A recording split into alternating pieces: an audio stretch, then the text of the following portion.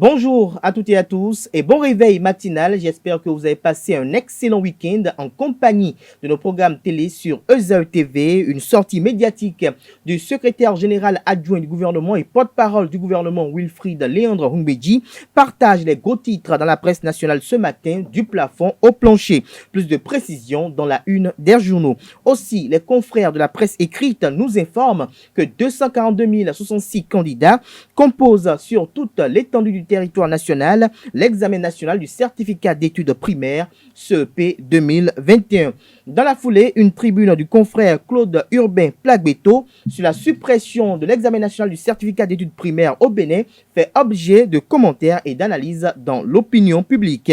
Faut-il repenser cet examen national ou le supprimer comme l'exige le confrère qui n'en voit plus l'utilité dans un pays où ce diplôme n'est plus sollicité à un concours ou texte de recrutement? Nous aborderons la problématique ce matin dans le débat avec pour invité Georges Anagonou. Il est socio-anthropologue, également analyste politique. Il sera avec Alphonse Moïse Soudé, journaliste, analyste politique, également enseignant. Avec eux, si le temps nous le permet, nous essaierons de commenter l'actualité au Mali et au Burkina Faso. Le bulletin matinal d'information de ce matin sera présenté par Atifa Olava et les prévisions astrologiques du jour seront révélées comme à l'accoutumée par Nansirine Fatoumi. Le sommaire ainsi énoncé, chers amis internautes, on se retrouve dans un court instant pour la une des journaux. Bonjour à nouveau. Chers amis internautes, l'informateur titre en manchette ce matin, invité sur ESAE TV à propos des dernières actions du chef de l'État. Talon ne fait pas de la démagogie, affirme Valère Tchobo. Le député de la 9e circonscription électorale appelle l'opposition à des critiques constructives. Retrouvez le compte rendu de cette émission à la page 3 de l'apparition de ce matin de l'informateur qui a également titré à la une ce matin, suite aux réactions des avocats de Rekia Madougou, le porte-parole du gouvernement demande de laisser la justice faire son travail. Toujours à la une de l'informateur de ce matin, entretien avec Joseph Assoclé à propos du succès scolaire. Coach Éduc offre le suivi des enfants et l'éveil de leurs talents. Des précisions sur ce titre à la page 7 de l'apparition de ce matin de l'informateur dans l'oreille droite de la une de ce matin. Vous invite, chers amis internautes, à découvrir dans les colonnes de sa parution du jour le journal École produit par les étudiants en journalisme à l'École supérieure d'administration, d'économie, de journalisme et des métiers de l'audiovisuel. ESAE Phoenix Info titre ce matin en manchette. Démarrage ce jour du CEP session de juin 2021, 242 066 candidats attendus dans 756 centres de composition, dont 113 540 filles. Adiaché News, titre en manchette ce matin, Wilfried Léandre Humbedji, porte-parole du gouvernement, fluidité de la communication gouvernementale. L'article est publié à la page 3 de la parution de ce matin du Canard, qui a également titré à la une ce matin, Police républicaine, les mérites du directeur général Soumaïla Alabi Yaya reconnus, des précisions sur sa distinction à la page 4 de l'apparition de ce matin du quotidien Adiaché News, qui a également titré à la une ce matin, Porte Novo, le médiateur Pascal Essou échange avec l'ambassadeur de Chine. Le compte rendu de cette audience à la page 4 de sa parution de ce matin. Le matinal en manchette sur les chaînes nationales de télévision, le porte-parole du gouvernement dit tout ce qui ne va pas changer au cours du second mandat, c'est le souci de la bonne gouvernance. Une conception erronée du social par le passé. Les anciens présidents ont reçu leur invitation à l'investiture. Affaire Madougou et Aïvo, il faut laisser la justice faire son travail. Le compte rendu de cette sortie médiatique du porte-parole du gouvernement est publié à la page 7 de l'apparition de ce matin de Le Matinal. Toujours la une de Le Matinal de ce matin. Concours probatoire du CAFCP, le ministre Karimo évoque les raisons de l'annulation. Des précisions à la page 2 de l'apparition de ce matin du quotidien Le Matinal qui titre à l'oreille droite de sa une de ce matin, collecte d'argent illégal par les sociétés de convoyage. Le gouvernement met en garde les candidats au Hajj contre les arnaques. Des précisions sur le communiqué du gouvernement à la page 9 de l'apparition de ce matin de Le Matinal. Le coopérant titre en manchette ce matin, vie des partis politiques au Bénin. L'Union démocratique pour un Bénin nouveau UDBN de Claudine Prudencio rafle et vide le parti le PLP de sa substance, l'Amazon de la classe politique béninoise actuelle dans une course de fond très prometteuse pour la mouvance présidentielle. La primeur titre ce matin, polémique autour des poubelles homologuées. Ce qui préoccupe, c'est d'avoir des réceptacles convenables, dit cite Wilfried Léandre Humbedji. Des précisions sur ses propos à ce sujet dans les colonnes de la parution ce matin de La Primeur, qui a également titré à la une ce matin, projet de création de la télévision parlementaire, un paquet de recommandations pour la concrétisation de rêves ambitieux. Nous passons à présent au quotidien Le Télégramme. CEP 2021, 242 066 candidats composent ce lundi. Enfin, le ministre Salimane Karimou s'explique sur l'annulation du concours CAFCP. Des précisions sur ces explications à la page 10 de l'apparition de ce matin de Le Télégramme qui relaie dans les colonnes de sa apparition de ce matin le message du maire de la ville de Cotonou à l'endroit des candidats à l'examen du CEP 2021. Toujours la une de Le Télégramme de ce matin. Pour séjour illégal au Bénin, la police saisit le passeport d'une Française. Des détails sur cette saisine à la page 5 de l'apparition de ce matin du quotidien Le Télégramme qui nous a également titré à la une ce matin. Présentation de la version commentée et annotée du code pénal béninois. C'est une nouvelle page qui se tourne vers pour le Bénin, dit Joseph Diogounou, président de la Cour constitutionnelle du Bénin. Le Grand Matin en manchette ce jour, promotion des compétences des femmes et des jeunes pour une bonne gouvernance. Patrice Talon, un homme de parole, concrétise sa vision, une nouvelle assurance pour le développement du Bénin. Toujours la une de Le Grand Matin de ce matin, réforme dans le secteur de la décentralisation, révolution dans les communes avec Talon 2. Des précisions sur ce titre à la page 3 de l'apparition de ce matin du Canard.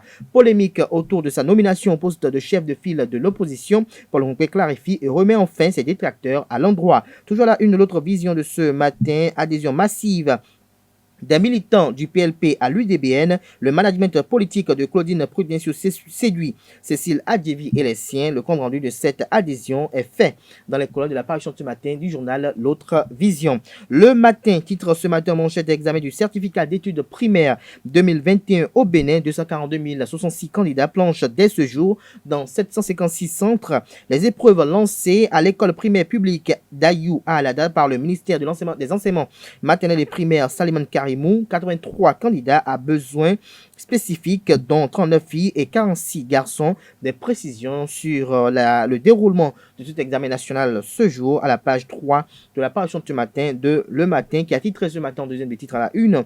37e et 38e session du Conseil des ministres du CAMES à Abidjan. La ministre Éléonore Yaïla Descamps de l'enseignement supérieur et de la recherche scientifique élevée au grade de commandeur de l'OIPA. L'OIPA entendait Observatoire international de la pensée algébrique. Nous passons à présent au quotidien Le Béninois Libéré qui titre ce matin en manchette atelier d'évaluation du bilan de la présidentielle d'avril 2021 et d'installation des structures décentralisées. Le bloc républicain scelle son unité à Dassa et jette les bases des grandes victoires prochaines. Toujours à la une de Le Béninois Libéré de ce matin. Examen du CEP 2020-2021 dans la 17e circonscription électorale. Le message de Charles Gagnon au candidat est relayé à la page 4 de l'apparition de ce matin du quotidien Le Béninois Libéré qui a également titré à la une ce matin vague d'adhésion de tout le contingent du PLP à l'UDBN. Claudine Adjevi Prudencio boit, vide et jette la coquille. L'article à ce sujet est publié à la page 4 de l'apparition de ce matin de Le Béninois Libéré. Le leader du jour titre ce matin en manchette démission collective des membres du PLP pour rejoindre la mouvance présidentielle. Léonce Rungbadji, désormais seul et malheureux tel un canard boiteux. Le PLP complètement vidé de son contenu. La mouvance présidentielle reçoit du sang neuf. L'article du confrère est publié à la page 3 de sa parution de ce matin. Le même confrère qui nous informe à la une ce matin que dans le département du Mono, Bienvenue Dédaignon Milorin, officiellement installé dans ses fonctions de préfet. Le Nouvel Observateur titre à la une ce matin colloque sur l'écho. Le Parti communiste du Bénin PCB réagit contre une injustice. Leur réaction est relayée à la page 3 de la page de ce matin du journal Pluriel. Titre manchette ce matin, séisme politique. Le bureau politique et les militants du PLP adhèrent à l'UDBN. Le compte rendu est effectué dans les colonnes de la page de ce matin du Canard. Après sa prise de fonction à la préfecture du littoral, Alain Orunla, très attendu sur le chantier de la lutte contre la consommation de la chicha à Cotonou, titre l'affiche du jour ce matin à la une. Son article à ce sujet est publié à la page 3 de sa parution du jour. L'affiche du jour qui titre à la une ce matin également, vice-présidence du Bénin, des avis mitigés sur l'opportunité du poste de Mariam Chabi Talata, lesquels avis sont relayés à la page 3 de la parution de ce matin du Canard. Investiture, remaniement, gouvernement, talent 2. Wilfried Nanoubedi décortique les grands sujets de l'actualité à la page 2 de la parution de ce matin du quotidien Nord-Sud Quotidien qui titre également à la une ce matin. Facture normalisée, une exigence pour les établissements d'enseignement privés. Des détails à la page 9 de la parution de ce matin du quotidien Nord-Sud Quotidien. Deuxième personnalité de l'État béninois, Gléounou Vlavonou ou Talata Zimi s'interroge le confrère de la priorité ce matin. Son article est publié à la page 10 de sa parution du jour. Nous passons à présent à Dynamisme Info. Bénin, clarification du porte-parole du gouvernement. Aucune action en faveur des exilés de Madougou, Aïvo et autres n'est à attendre. Des précisions sur ce titre à la page 3 de la parution ce matin du Canard. Absence à l'investiture du président Patrice Talon. Wilfried Léandre Ngoubedi dédouane l'exécutif sans plonger dans les raisons du choix de Yahi et de Sogo. L'article est publié à la page 4 de la parution ce matin du Canard. Il s'agit bel et bien de Dynamisme Info. L'Afrique en marche. Titre en manchette ce matin, situation politique au Bénin. Joël Aïvo, l'homme qui voulait apaiser le Bénin. Nous passons à présent au quotidien béninois Notre Époque. Mais avant, l'Afrique en marche titre également la une ce matin, Bénin téléphonie mobile. Orange ne fera pas de sieste, MTN ne dort pas, la guerre des géants s'annonce à Cotonou, nous annonce le confrère ce matin. Son article à ce sujet est publié à la page 5 de sa parution de ce matin. Notre Époque parle d'actualité politique nationale, d'affaires de poubelles homologuées, de disparition du ministère de la Communication. Wilfried Ngoubedi clarifie et apaise à la page 2 de sa parution de ce matin. Nous passons à présent au quotidien Bénin Intelligent qui poursuit dans la même veine. Actualité nationale, l'éclairage de Wilfried Léandre Ngoubedi. Nous avions une conception erronée du social, le sens du dialogue voulu par Talon, Madougou, Aïvo, justice sera dite. Des précisions à la page 3 de la page ce matin du Canard qui titre également la une ce matin. Musée de l'épopée des Amazones d'Abomey, le Bénin et la France signent une convention déterminante. Marc Vizy propose une touche personnelle qui est révélée à la page 5 de la parution de ce matin de quotidien Bénin Intelligent. Le pays émergent titre en manchette ce matin. Après quelques mois d'hibernation, la Fédération béninoise d'escrime officialise la relance de ses activités. Le président Jacques Okumansou dote les clubs d'équipement, d'entraînement et de compétition. Nous passons à présent au quotidien béninois Jack Pata, CEP 2021. Le conseil municipal de Cotonou exprime tout son soutien aux candidats à l'AXO du premier diplôme. Le potentiel titre ce matin en manchette. Wilfried Ngoubedi invité sur l'ORTB hier. Social, poubelle homologuée, Banté, passé au pain fin. Le compte rendu du confrère est effectué à la page 3 de sa parution de ce matin. Matin Libre parle de marché local ce matin manchette. Le hautement social à l'épreuve de la cherté. L'article du confrère est publié à la page 2 de sa parution de ce matin. Toujours la une de Matin Libre de ce matin. Examen national du CEP, 242 066 candidats attendus. Cotonou, les dispositions prises. Lire le message du maire à Tropo aux pages 2 et 7 de la parution ce matin de Matin Libre. Nous passons à présent à le confrère de la matinée. Fédération béninoise de football, El Hadj Radi Soumanou devient vice-président. Labiou Amadou Djibril, le premier vice-président de la commission de football féminin. L'avenir du football féminin est désormais assuré, estime le confrère ce matin. L'autre quotidien titre ce matin à la une, CEP 2021. Le maire Luc Setondia à propos de la ville de Cotonou encourage les candidats à la sérénité. Nous restons à la une de l'autre quotidien de ce matin. Bénin Super League Pro, Buffle toujours intraitable, Eusa et Dragon à la poursuite. L'article est publié à la page 11 de la parution de ce matin du Canard. L'Indépendant titre ce matin en deuxième de titre à la une. Animation de la vie politique, le PLP démissionne et adhère à l'UDBN. L'accroche accroche ses lecteurs ce matin avec le perfectionnement des créateurs de monde et initiation des passionnés. 4 masterclass exceptionnelles de vacances au CFP Lolo Andoche. Des précisions sur cette formation à la page 3 de la parution ce matin du quotidien L'Accroche. Le Clairon, titre en manchette ce matin, 37e et 38e session du Conseil des ministres du CAMES à Abidjan. Eleonore Yaïla Descamps, présidente en exercice élevée au grade de commandeur de l'OIPA. Des précisions sur cette distinction à la page 9 de la parution ce matin du Canard. Et nous passons à présent au quotidien national d'information qui titre en manchette ce matin, législation béninoise, le code pénal, un modèle de codification. L'article est publié à la page 3 de la parution ce matin du quotidien de service public qui titre également à la une ce matin, Conseil économique et social. Le président du CES reçoit Paul Rompet. Le compte rendu des échanges est effectué à la page 5 de la parution ce matin du quotidien de service public dont l'oreille droite de la une ce matin titre Médecine, politique, solidarité féminine. Docteur Kobourat Osseni, une vie au service de la République. La dépêche titre en manchette ce matin, visio colloque international initié par la AAND, radioscopie de l'état de droit au Bénin. Des précisions à la page 3 de la parution ce matin du Canard. Et puis fraternité pour boucler la boucle ce matin. En bon père de famille, le secrétaire général national Abdoulaye Tchane ramène la paix au sein des républicains de Adjoum. Des précisions sur ce titre à la page 3 de la page ce matin du Canard qui titre également à une ce matin, flambée des prix des produits de première nécessité, préoccupation maximale, attaquons le mal à la racine.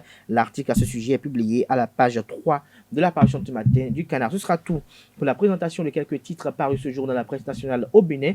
Ils sont disponibles dans les kiosques au prix de 300 francs CFA, également accessibles en ligne. Nous passons à présent au bulletin matinal d'information qui est présenté par Atifa Olafa.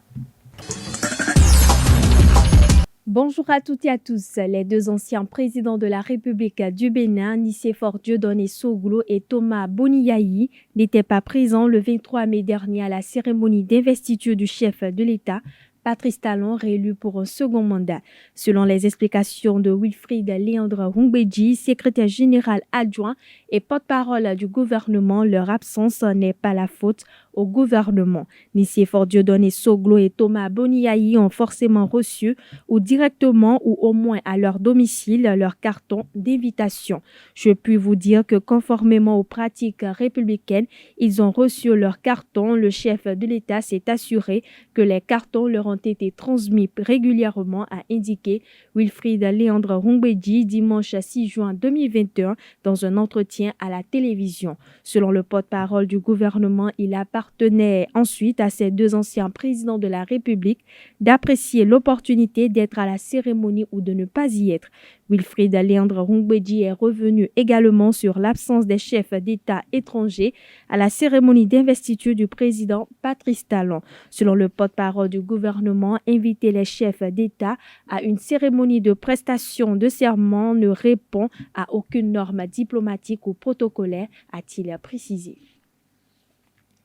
Atenji est le nom de cette plateforme d'apprentissage d'origine béninoise disponible pour toute personne désireuse d'acquérir de la connaissance. Le coordonnateur du projet Africa Cloud au Bénin, Marius Awonon, présente le projet au Café Média Plus de ce 4 juin à la Maison des médias Thomas Méansan.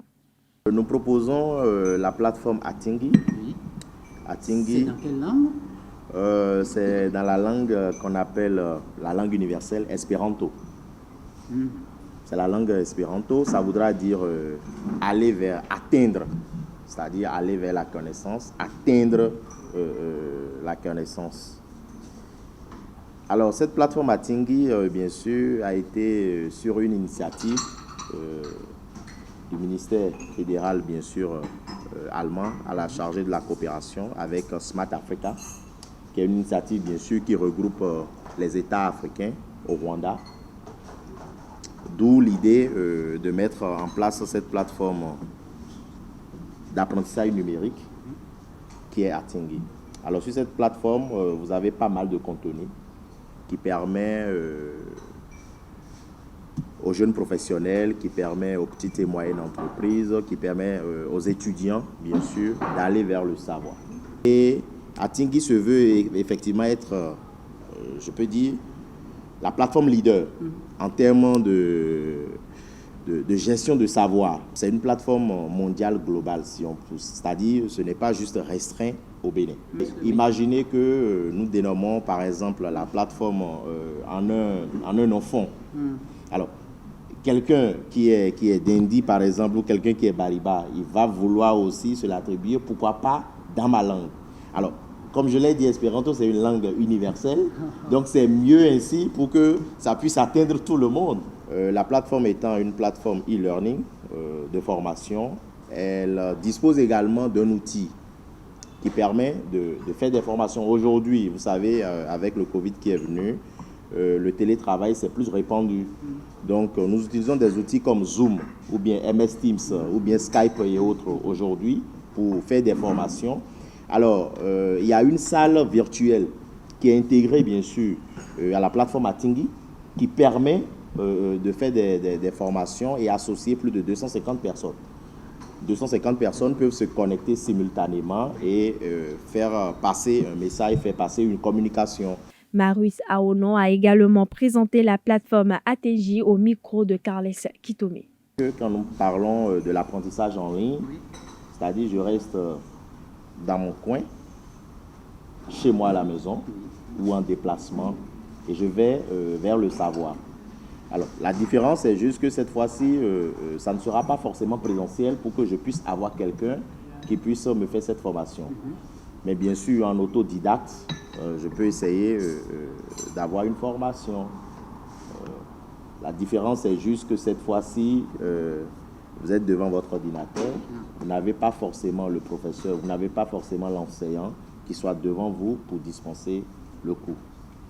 Alors, autrement dit, il y a des avantages. Si oui. Aller à la recherche du savoir, aller apprendre quelque chose, mais cette fois-ci, on dit en ligne. En ligne, ça voudra dire quoi? J'ai un téléphone portable, Oui. j'ai un ordinateur et j'y accède. J'y accède comment? Aujourd'hui, nous avons des cours qui sont numérisés, qui peuvent être accessibles bien sûr sur son ordinateur, via notamment la plateforme Atingui dont nous allons parler tout à l'heure. Oui. Donc, pour ramasser cela, un apprentissage en ligne, c'est rester peut-être chez soi, rester à un endroit T, sans bouger, et apprendre, aller vers le savoir.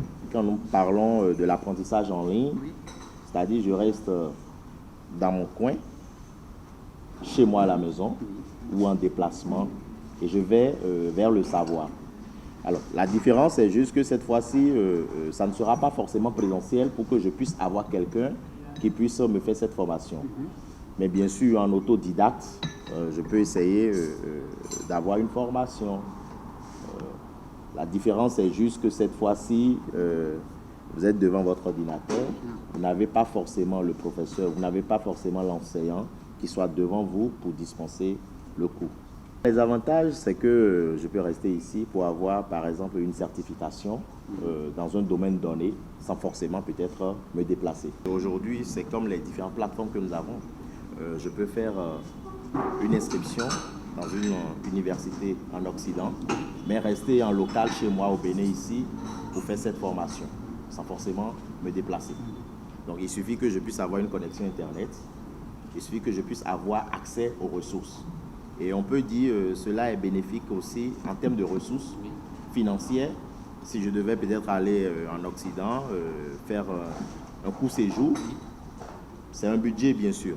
La francophonie a suspendu le Mali de ses instances après le deuxième coup d'État en l'espace de 9 mois, quelques jours après les sanctions de la CEDEAO et de l'Union africaine contre le pays. L'institution l'a elle-même annoncé ce jeudi 3 juin 2021 dans un communiqué. Le conseil permanent de la francophonie CPF a condamné fermement le coup de force du colonel Assimi Goïta le 24 mai dernier et a décidé de suspendre la République du Mali des instances de la francophonie tout en maintenant les programmes de rétablissement de l'ordre démocratique. Le CPF demande par ailleurs la nomination d'un premier ministre civil et d'un gouvernement inclusif et exige la levée immédiate de toutes les restrictions imposées à tous les acteurs politiques, en particulier l'assignation à résidence des anciens présidents et premiers ministres. À noter que cette décision survient quelques heures après un communiqué de la France qui annonçait avoir suspendu à titre conservatoire les opérations militaires conjointes avec les forces maliennes, précisant que cette décision était liée à la transition politique en cours au Mali et qu'elle serait réévaluée dans les prochains jours. Et ce sera tout, chers internautes, pour ce bulletin matinal d'information. Merci pour votre attention et excellente journée à toutes et à tous. Merci à vous, Atifa Olafa, pour la présentation de ce bulletin matinal d'information, chers amis internautes. Vous aurez à retrouver à 19h pour la grande édition du journal télévisé sur EZA TV, Anifat Boukari. Place à présent au débat de ce matin sur Free Matin. Le débat de ce matin sur Free Matin, nous parlons de l'examen national du certificat d'études primaires. Je reçois à ce titre, comme je vous l'ai annoncé dans le sommaire de cette émission, Georges Anagonou, Georges Anagonou. Bonjour à vous. Bonjour Kader. Je suis habitué à vous recevoir avec Anago. Ah d'accord, ok. Bonjour Kader, bonjour aux auditeurs de EZA TV, les internautes qui prennent toujours le temps de nous suivre et d'apprécier à leur manière qu'est-ce que nous disons et qu'est-ce que nous demandons vivement.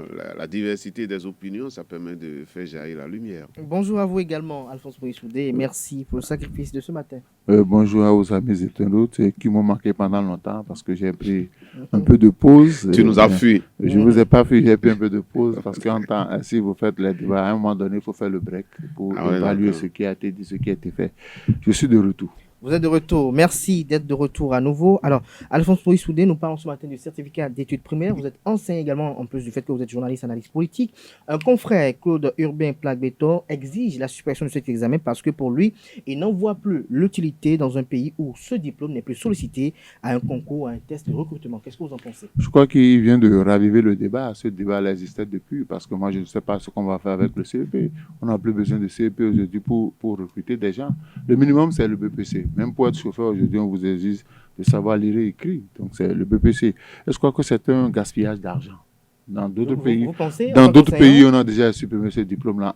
On vous donne des bulletins de passage du CM2 en 6e. Dites-moi, quand vous avez le CEP, ça vous donne quoi? Nous avons eu le CEP, ça n'a pas suffi. On a eu le BPC, ça n'a pas suffi. On a eu le bac, ça n'a pas suffi. On a eu la licence, ça n'a pas suffi. On dit de faire le master, on a fait, ça n'a pas suffi. On va nous dire encore de faire la thèse. Donc, il faudrait que ces diplômes-là, parce que sur votre CV, vous n'avez même plus besoin d'écrire ça, ni le CEP, ni le BPC. On vous demande de commencer par le bac. Donc, je crois que si le CEP ne donne plus droit à l'emploi ou quelque formation que ce soit, il faut le supprimer et donner aux enfants des bulletins de passage au collège. C'est plus simple. Ça permettra à l'État de gagner des milliards parce qu'on engloutit des milliards dans l'organisation de cet examen-là. Et au final, ça donne il y a des enfants qui sont au CM2, qui travaillent bien. L'examen, c'est une affaire de chance. Vous pouvez être premier de votre classe, aller à un examen et échouer. Donc, je crois que dans les réformes, le chef de l'État a annoncé qu'il y aura des réformes dans le système éducatif. Notamment, on a déjà commencé avec EducMaster, ce qui a créé des grincements dedans par rapport aux différentes commissions de surveillance et de correction du BPC. Je crois qu'il faut déjà introduire cette réforme où il faut supprimer carrément le CEP et donner la possibilité aux enfants d'aller au collège. Vous avez vu avec la COVID-19 en France, l'année dernière, je crois que les enfants n'ont pas passé le BPC, et même le bac, les enfants n'ont pas passé les examens. On a tenu compte des moyennes de classe pour les faire passer. Donc, c'est dire qu'à un moment donné, si on fait cela pour le bac, pourquoi on va encore obliger les enfants à passer l'examen et recruter des gens? C'est vrai que c'est un business pour certaines personnes. Quand on va commencer par dire ici qu'il faut supprimer le CEP, vous allez voir, les gens vont sortir le couteau des vestiaires pour estimer qu'on ne peut pas dire ça, parce que là aussi, c'est un marché pour beaucoup de personnes. C'est un marché. Je reviens dans un instant. Alphonse Moïse Soudé, Georges Anagounou, vous êtes socio-anthropologue. La suppression du CEP, quelles seraient les implications selon vous? Merci beaucoup. J'ai gardé une expression dans tout ce qu'Alphonse a dit. Il a parlé de réforme. Et c'est de ça qu'il est question. On tient compte du temps que l'enfant passe à l'école. Combien de temps passe-t-il à l'école? Et dans le pays que moi je connais le mieux, l'enfant à 3 ans doit nécessairement commencer, ils appellent ça la maternelle, là-bas, où il doit faire 2 ans. Quand il finit de faire ces 2 ans, il a 5 ans. Et ils n'ont pas de première année, ça dit CI. Ils n'en ont pas. Vous passez directement au CP. D'accord? Il n'y a pas de cours d'initiation. Parce qu'on estime que le temps que vous avez passé à la maternelle, que l'enfant a passé à la maternelle, l'a déjà préparé pour qu'il puisse commencer. Mais je parlais du temps que l'enfant passe à l'école. Ce temps-là permet de le former, de lui donner une formation. Ce n'est pas forcément le diplôme, mais quelle préparation on a faite pour l'enfant? On le prédispose à quoi? C'est à ça qu'il faut s'attaquer. Ce n'est pas le diplôme, le CEP qui fait le problème, mais comment allons-nous être sûrs de que l'enfant qui quitte le primaire pour aller au collège sait écrire?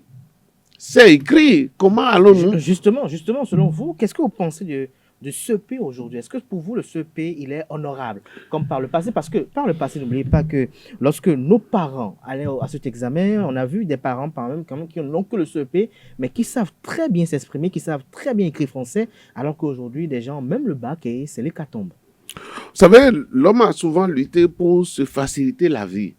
Et donc, dans cette lutte permanente, dans cette requête permanente de facilitation de la vie, eh bien, on a dû desserrer des choses au fur et à mesure. Vous parlez de vous, nous, si on a été au CEP, c'est comme ça s'appelait? Non, moi, j'ai passé le CFEP.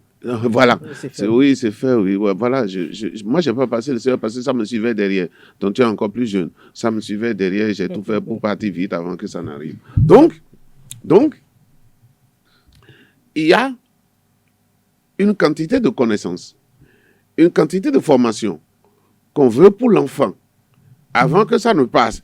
Et Alphonse a bien fait de donner l'exemple de Covid-19.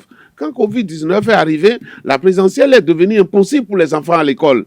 Et qu'est-ce qu'il fallait faire? C'est vrai que ce n'est pas passé sans grincement de dents. Certains enfants auraient voulu aller au BEPC en France. Moi, ma fille n'était pas contente de ne pas passer son bac parce qu'elle estimait qu'elle s'était préparée pour ça et qu'elle attendait une certaine mention. Et que lorsque on dit, bon, on évalue les notes, certaines notes ont été éliminées, c'est-à-dire les notes où les enfants ont composé par ordinateur interposé, on a éliminé ces notes-là et on a pris les notes de présentiel et c'est ça qu'on a calculé. Bon, mais revenons à nos enfants. Nous avons organisé la société de sorte que, effectivement, aujourd'hui, dans l'enseignement, le CEPE ne dit plus rien, n'a plus aucune valeur. Donc si vous parlez de chercher du travail, c'est ça, au fait, je pense que c'est à ça que Alphonse s'attaquait. Si vous parlez de chercher du travail, on va dire le CEPE aujourd'hui n'est pas chose là. Mais par contre, pour être au collège, il faut avoir terminé ce cycle-là correctement. Il faut avoir terminé ce cycle correctement, mais est-ce que cet examen a encore une véritable valeur lorsqu'on voit un peu le taux de réussite à cet examen, pratiquement 98, 99%, 97%, est-ce que le CEP a encore une véritable valeur selon vous? Alphonse Maurice Oudé, vous encadrez des gens au collège, puisque vous êtes surveillant général dans une école quand même assez réputée dans la ville de Cotonou. Est-ce que selon vous, le CEP a toujours la même valeur? Est-ce qu'il ne faut pas peut-être repenser le CEP plutôt que de le supprimer? Vous savez, j'ai eu la chance, contrairement à beaucoup d'enseignants, j'ai eu la chance de faire partie des premiers enseignants à avoir expérimenté l'APC, puisque mon école était école pilote, faisait partie des rares écoles qui étaient école pilote pour appliquer. Approche par compétence. Approche par compétence. Et vous allez voir que il y a opportunité de supprimer le CEP, parce que Georges l'a rappelé, quand vous quittez, c'est un cycle pour un nouveau cycle. Mais on peut avoir le CEP, ne pas savoir lire, ne pas savoir écrire. Vous voyez, il a le diplôme, mais en réalité, il n'a pas les capacités qu'il faut. Parce qu'on dit approche par compétence, il faut développer chez l'enfant les compétences qu'il a. Il peut être mauvais en mathématiques et être bon en français. Il peut être mauvais en français et être bon en dessin. Donc, vous mettez l'accent sur ces compétences. Je crois qu'aujourd'hui, en matière de CEP, moi, je ne vois pas l'opportunité parce que j'ai longtemps dénoncé le taux de réussite exorbitant. Il y a des gens qui font tout le temps. Je ne sais pas comment ça se corrige là-bas. Et vous allez voir, même les écoles où les gens ne travaillent pas, on dit que tout le monde a réussi. Ça pose un problème.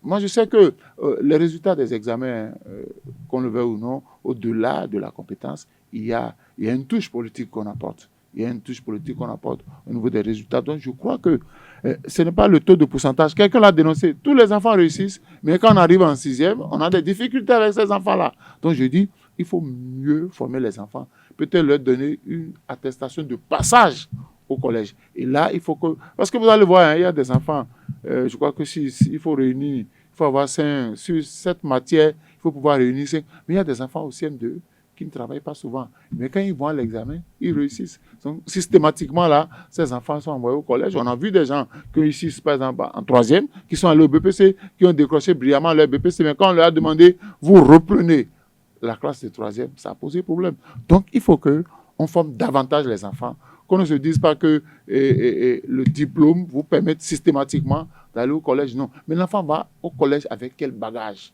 Il faut savoir lire et écrire suffisamment. C'est vrai que l'enfant qui parle bien français, ça ne dépend pas de l'école.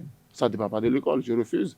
Si l'enfant vit avec des parents qui parlent tout le temps français, forcément, il va parler français. Mais si l'enfant est tout le temps avec des parents qui parlent une langue nationale, vous allez voir l'école, parce que c'est ce qu'on dit chez lui tout le temps. Donc, il faut que les parents, au-delà de l'école, si nous voulons avoir des enfants bien instruits, moi j'ai dit à des parents que j'ai constaté qu'au cours de l'année, ils ont coupé les abonnements télé.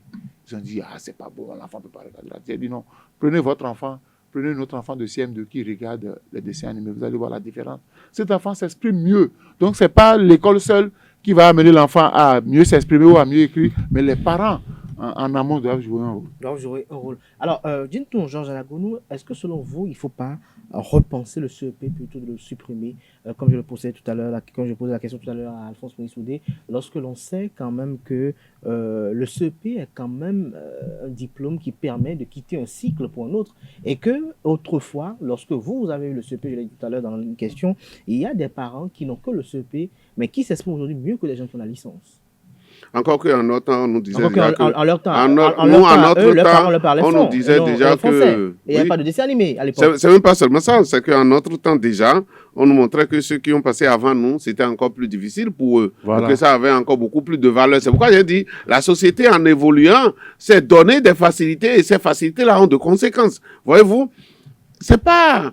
Et si vous voulez aller amener l'enfant à passer le CEPE, c'est peut-être une manière de le préparer à avoir déjà une certaine expérience d'examen avant demain de se présenter au BPC. On peut dire ça. Mais ce qu'Alphonse disait, lorsque l'enfant quitte le CM2 et qu'il arrive en 6e et que c'est catastrophe, cela veut dire que c'est le système qui a des problèmes. C'est le système d'enseignement qui a des problèmes. L'éducation nationale, même si on a séparé les degrés d'enseignement, doit être une chaîne.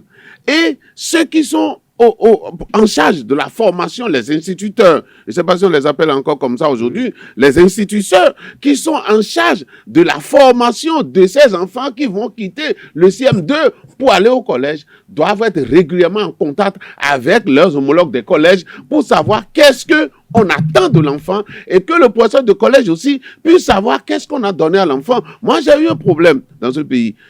Quand j'étais revenu, et puis après, j'ai cru que je pouvais faire répétition pour mon enfant, qui, je pense que c'était au C1, CP, quelque chose comme CP, mais je ne pouvais pas. Je ne pouvais pas, parce que ça n'avait rien à voir avec ce que moi, j'avais fait CP, CI et tout. Ça n'avait rien à voir. Et donc, c'est là où on m'a parlé de cette affaire de APC, c'est ça? Oui, mais l'enfant, si tu le laisses dire les trucs en tête, il dit. Mais le même test écrit au tableau, il est capable de lire les mots. C'était extraordinaire. Mais il fallait juste déplacer un mot et puis il est perdu. Oui, oui. Donc, c'était extraordinaire. Moi, j'ai dit, mais... Alors, donc, s'il arrive au collège et que le professeur déplace un mot, il peut pas avancer. Non, je pense que c'est le système éducatif entièrement qu'il faut repenser de sorte à avoir de ponts entre les différents ordres d'enseignement pour qu'on puisse partir. Lorsqu'on aurait fini de faire ça, comme dans d'autres pays, l'enfant peut ne pas passer le CEPE. Vous êtes pour la suppression? Non, attendez. Non, on gavoute pas les choses. Pour la suppression, est-ce que vous êtes? À condition, c'est ce que j'ai dit, oui. à condition qu'il puisse avoir un pont entre les différents ordres d'enseignement, qu'on puisse savoir quelle est la compétence qu'on attend d'un enfant qui quitte le CM2, même par bulletin, on peut le faire aujourd'hui, effectivement, pour passer au collège, quelle est la compétence qu'on attend de lui et que les instituteurs en charge de les former savent que voilà ce qu'on attend. Parce que aussi, l'échec à certains niveaux, surtout à ce niveau-là, des enfants, de petits-enfants, c'est difficile de lui dire qu'il a échoué à un examen. Ça peut laisser des séquelles psychologiques sur lui pour la suite de venir. Moi, ce qui me choque, c'est pas parce que 98% sont admis à l'examen. Non, c'est pas ça. Moi, c'est pas ce qui m'étonne. Parce que est-ce que vous êtes fier ce qu'il faut éviter, c'est la dépétition dans le système scolaire. Quand on prend une cohorte à partir du CI, c'est ça aujourd'hui, jusqu'au CM2, et arriver au collège, combien sont-ils et qui sont perdus par le système, qui ne sont pas revenus. Et ceux-là qui sont perdus, qu'est-ce qu'ils vont devenir? Ça aussi, je pense, c'est la préoccupation des enseignants. Et tout ça est besoin qu'on puisse reformer, qu'on puisse repenser tout pour créer un pont entre les différents ordres d'enseignement. En ce moment, on peut ne pas passer le BPC dans certains pays aujourd'hui. C'est très symbolique. Non, vous savez, alors dites-nous, Alphonse, j'ai une question spécifique pour vous. Est-ce que vous pensez qu'un diplôme existe juste pour aller chercher du travail ou les diplômes contribuent quand même à, segmenter le cursus scolaire? Non, vous savez, dommage que nous sommes dans le système francophone, mais j'aime pas le système francophone, la façon dont on forme les gens à l'école. On forme parfois des robots. L'enfant qui étudie, forcément, n'étudie pas pour l'acquisition d'un savoir qu'il pourra exploiter, mais vous savez, quand vous corrigez par exemple les copies, vous allez voir des enfants pour demi, pour 0, parce que son voisin a 17 et lui là 16,50. Il pleure. C'est-à-dire qu'il ne veut pas comprendre pourquoi il n'a pas eu le demi, mais il veut forcément qu'on lui donne la note. Pour lui, son problème, c'est les résultats, l'acquisition du savoir, l'acquisition des aptitudes, ce n'est pas son problème. Il faut former correctement les enfants. C'est ça le problème. Parce que vous voyez, quand on est rentré dans APC les premières années, systématiquement, on n'avait pas le droit de faire redoubler un enfant. Moi, j'ai eu les premières années, les premières années de CP, quand les enfants sont arrivés en 6e, j'étais là. Vous n'avez pas le droit de faire doubler un enfant. Mais il est arrivé qu'on soit allé au BPC, département Atlantique Littoral, admis 20. Au total, 20.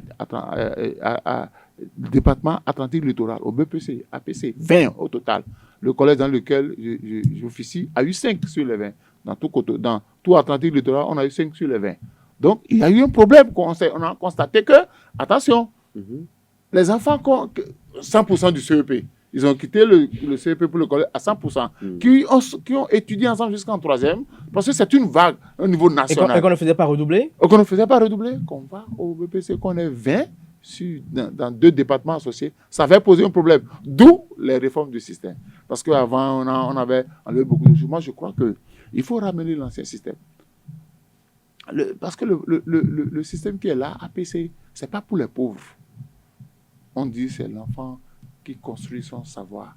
L'enseignant est là en tant que pour encadrer l'enfant, mais l'enfant, il va à la recherche de l'information. La cohorte est à quel niveau maintenant? La cohorte qui a commencé à APC là. Non, c'est fini, ils sont déjà à l'université. Des gens sont déjà à l'université, des gens ont fini. Des gens ont gardé des élèves qui travaillent déjà. Donc, mais au fil des années, vous allez voir qu'on a introduit des réformes. Mais le problème, c'est un problème de formation. Si on veut supprimer le diplôme, il faut désormais qu'on dise aux francophones que ce n'est pas le diplôme qui compte, mais c'est l'acquisition des compétences, des aptitudes. Parce que dans le système francophone, c'est ça. On court après les... Vous ne pouvez pas comprendre. Donc, en d'autres termes, cela se fier au système francophone. Donc, oui, non, je vous dis, vous ne pouvez pas comprendre que je prends des cas où on a fait des étudiants qui ont fait licence en journalisme dans un pays francophone, pas forcément au Bénin, mais revenu à une rédaction où les officiers ne sont pas capables de m'écrire un chapeau. Le français qui est parlé là, c'est comme si on était encore au premier cycle. Vous voyez, c'est-à-dire qu'on a le diplôme, mais en réalité, on ne maîtrise pas les choses. Donc, tant qu'on ne va pas changer le système, nous aurons beaucoup de diplômés, mais quand vous les mettez en face de la réalité professionnelle, ils sont tout à fait à côté. Et ça, c'est dans le système anglophone. Et francophone. Donc, il faut qu'au primaire, qu'on dise aux maîtres, oubliez qu'il y a le CP, mais former les enfants, donner les aptitudes aux enfants. Mais voilà qu'on a supprimé le châtiment corporel également et tout. Non, ça c'est, je crois que... Non, ça c'est le problème. Ça c'est un problème. On n'a pas forcément besoin de ça. Non, on n'a pas forcément besoin de ça. Est-ce que le maître a encore assez de marge de manœuvre pour quand même contraindre l'enfant à acquérir le savoir? Oui, il faut y mettre de la méthodologie, de la patience, de la psychologie et tout. Parce que vous savez, dans d'autres pays, c'est vrai, on n'en est pas encore à ce niveau-là. Quand un enfant a des difficultés, parfois même, on l'envoie chez un psychologue. Moi, j'ai eu très peur quand mon garçon a quitté ici et est venu en France.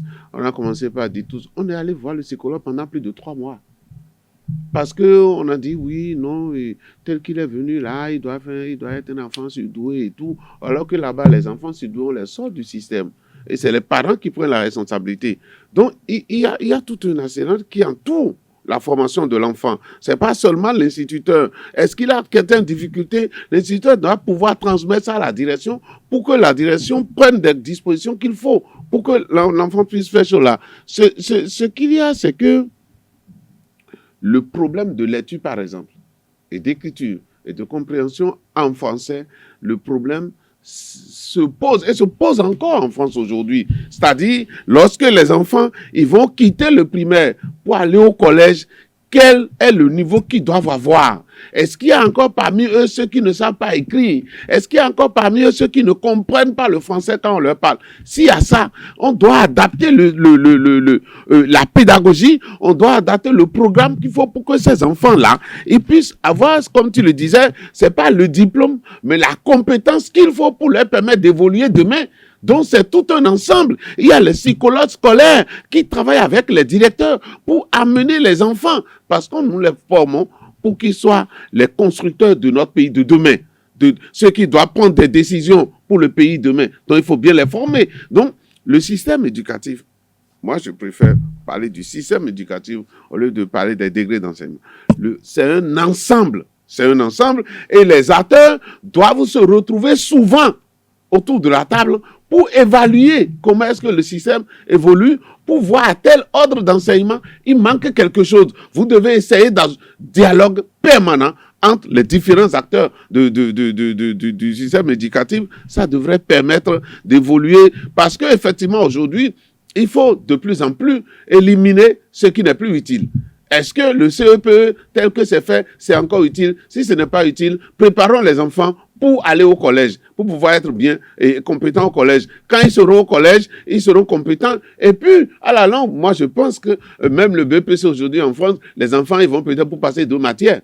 Pour passer juste 2 matières, et on fait le point et personne n'est au courant, c'est vite fait, c'est vite passé. Donc, nous devons aller vers là parce que la technologie, la civilisation mondiale nous oblige à aller vers un même système. C'est pourquoi moi, je ne parle pas d'éclatement ou bien nous prenons de liberté vis-à-vis de quelqu'un, notre indépendant. Non, nous sommes dans un monde qui veut se construire ensemble. Donc, préparons les enfants pour ce monde de demain. Et bon, voilà, on peut éliminer même un jour le BEPC, mais les enfants seront toujours compétents pour aborder les autres ordres d'enseignement. Alphonse Moïse Soudé, un mot pour conclure. Non, il faut que le système éducatif francophone forme à l'employabilité. Parce que vous ne pouvez pas faire la fac. Vous finissez, vous avez un 2A, vous ne pouvez rien faire qu'enseigner. Ce n'est pas possible. Il faut qu'au niveau des pays francophones, on réorganise les choses. Et je dis, on ne peut pas faire porter tous les péchés d'Israël au système éducatif. Parce que les parents aujourd'hui considèrent les écoles comme des garderies. C'est-à-dire que bon, on ne contrôle pas les cahiers de ses propres enfants. On ne demande pas aux enfants, avez-vous fait des évaluations? On ne demande pas. Et en fin d'année, quand le parent vient chercher le bulletin, il voit sur le bulletin de son enfant redouble, il pique une plus de colère. L'école n'est pas une garderie.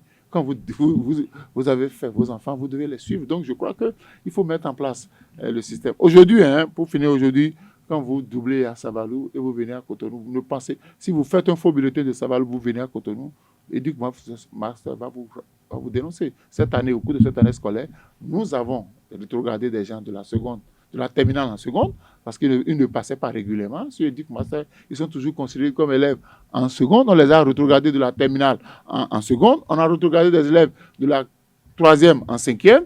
Il y a des candidats, des élèves de classe de terminale qui, malheureusement, n'ont pas eu de convocation parce que sur Éduc-Master, ils se reconnaissent être encore en première. Donc, petit à petit, avec les réformes, on est en train de corriger les tares. Mais comme l'a dit Georges, il faut qu'on s'asseye. Parce que vous allez voir, il y a une certaine jalousie entre les gens du primaire et ceux du collège. Les gens du primaire trouvent que ceux du collège ne travaillent pas comme ils le font. Et puis, bon, ça ne marche pas. Donc, il faut qu'on s'asseye, qu'on discute pour dire, avec les nouvelles réformes que le chef de l'État est en train de proposer, il faut qu'on associe les acteurs pour dire qu'est-ce qu'on veut de notre système éducatif. Est-ce qu'au terme d'une formation master, nous allons avoir encore des Béninois qui ne savent pas parler français? Parce qu'on dit master, c'est bac plus 5 quand même. Vous devez avoir l'expression facile. Donc, il faut déjà choisir les disciplines dans lesquelles on doit former les gens. La théorie, c'est fini, il faut qu'on passe à la phase pratique. Et je remercie en passant l'État béninois qui dit désormais il faut la formation professionnelle, il faut créer beaucoup de lycées pour que désormais, quand vous sortez après un diplôme, que vous puissiez être employé. Parce que quand on lance concours, on dit expérience, avoir fait ci, non. L'école ne donne pas l'expérience. L'école ne donne pas peut-être parfois la formation théorique, mais il faut qu'on passe de la phase théorique à la phase pratique. Merci à vous, Alphonse Moïse Soudé. Je rappelle que vous êtes journaliste de formation, vous êtes analyste politique, également enseignant depuis plusieurs années. Merci également à vous, Georges Anagonou. Vous êtes socio-anthropologue, analyste politique également. Bonne chance à tous les candidats qui sont dans les 756 centres de composition à la quête de l'examen national du certificat d'études primaires, CEP 2021. Bonne chance à toutes et à tous. Que les bénédictions vous accompagnent. Chers amis internautes, Free Matin se poursuit. Nous allons installer à présent Nosrine Fatoumbi pour les prévisions astrologiques de ce jour. Bonjour chers internautes et bienvenue sur le message des astres Bélier. Journée sans surprise, vous pourrez penser que votre vie professionnelle prend un tour déplaisant. Pourtant, votre situation pourrait connaître un heureux déblocage. Il s'agira peut-être d'une promotion si vous travaillez ou d'un engagement si vous êtes à la recherche d'un emploi. Chers taureaux, au cours de cette journée, c'est le relationnel qui va dominer votre travail. Soyez les contacts que vous avez depuis peu. Ils pourraient changer le cours de votre vie professionnelle. Amis Gémeaux, côté relation, vous avez du mal à savoir exactement ce qui vous dérange dans votre relation. Votre partenaire faisant de même, il va être difficile de trouver un arrangement sur le plan professionnel. La journée sera plutôt sereine et routinière, ce qui vous ira parfaitement. Cancer, sur le plan relationnel, ne cherchez pas trop loin un partenaire qui souvent est à proximité. Ouvrez les yeux, l'amour est à portée de main. Il vous suffit juste d'un peu plus d'assurance. Chers amis Lions, un travail d'équipe ne vous séduira guère et cette sorte de dépendance vous rendra nerveux. Malheureusement, vous n'aurez pas le choix et vous devrez prendre en compte ceux qui sont en face de vous. Vierge, vous prendrez des distances par rapport à votre activité. C'est le moment ou jamais de faire des projets. Vous aurez envie de changer d'air et de prévoir un changement de cap radical. Natif du signe Balance, au travail, n'accordez aucun crédit aux propos entendus dans les couloirs. Faites-vous vos propres opinions et ne soyez pas influencés par les on-dit. Ne comptez que sur vous-même. Chers amis Scorpions, journée propice à la prise de nouveaux contacts. Vous saurez vous faire apprécier de tous. Il n'est pas impossible que la chance vous sourie dans le domaine professionnel à condition d'accepter des transformations peu désagréables initialement.